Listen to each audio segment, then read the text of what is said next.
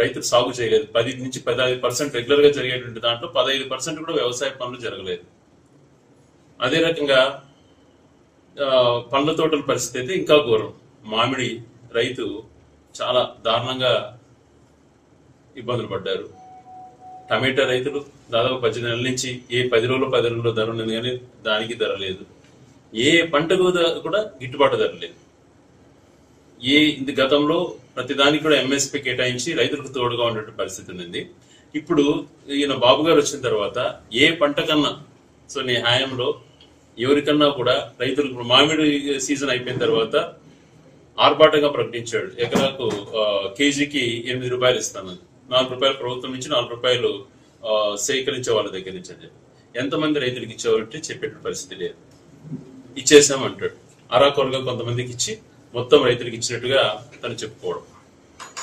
ఒక పక్క మామిడి రైతుల పరిస్థితి అలాగే ఉంటే ఏ పంట కూడా పండించినటువంటి సాగు చేసినటువంటి ఏ పంటకు కూడా కనీస గిట్టుబాటు ధర అన్నటువంటిది ఎక్కడ కూడా లేదు.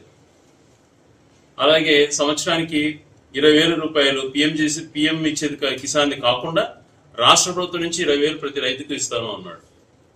మరి అది ఒకటేసారి ఇస్తానన్నాడు. అది కూడా మాట తప్పి మొదటి సంవత్సరం 1 రూపాయి రైతులకు ఇవ్వలేదు. రెండో సంవత్సరం ఈ ప్రభుత్వం నుంచి 10,000 రూపాయలు మాత్రమే ఇచ్చాడు. 30,000 రూపాయలు ప్రతి రైతుకు బాకీ పడ్డాడు రైతు భరోసా కింద. అది ఒక పక్కనైతే విత్తన సేకరణ అటువంటిది దాదాపు లేదు. తర్వాత విత్తన పంపిణీ కార్యక్రమాలు అయితే ఎక్కడ కూడా సబ్సిడీలో సరైనటువంటి రైతులకు అందించిన ప్రక్రియ లేదు. ఎరువులు చాలా ఘోరమైనటువంటి పరిస్థితి. ఏ రకంగా చూసుకున్నా ఈరోజు రైతు బాగుంటే ఊర్లు బాగుంటాయి, వ్యాపారస్తులు బాగుంటారు, అన్ని రకాలుగా కూడా కొంచెం మేలు జరుగుతుంది. రైతు సంతోషం ఉంటేనే జరుగుతుంది.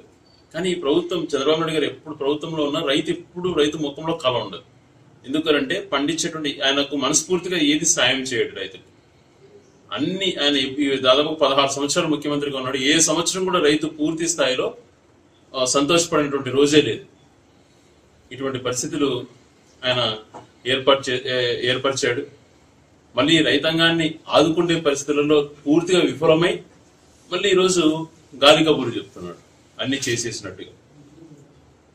ఇది ఎంత అన్యాయం చూసుకోండి. ఈరోజు ఈ అన్నమయ్య జిల్లాలో 10 నుంచి 15% పంట ఖరీఫ్ పంట వేసుకోగలిగారంటే ఆ రైతుల పరిస్థితి ఎలా ఉంటుంది? ఈ వ్యవసాయం పైన ఆధారపడిన కుటుంబాలను ఏ రకంగా ఆదుకోవాలన్నటువంటిది ఏ రోజన్నా మాట్లాడా?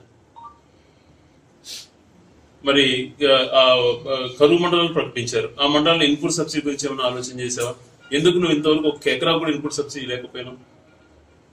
రైతులకు గత ప్రభుత్వమే ఇన్సూరెన్స్ పే చేసేది, అది తీసేసావు. ఇప్పుడు తుఫాన్లు 2-3 వచ్చిన తర్వాత ఎక్కడన్నా 1 రూపాయి అందించావు రైతులకి? ఏది కూడా చేయకుండా కేవలం గాలి కబుర్ల మాటలు చెప్పుకుంటా పోవడమే ఈయన విధానం అయిపోయింది. అరటి రైతు దుర్భరం అయిపోయాడు.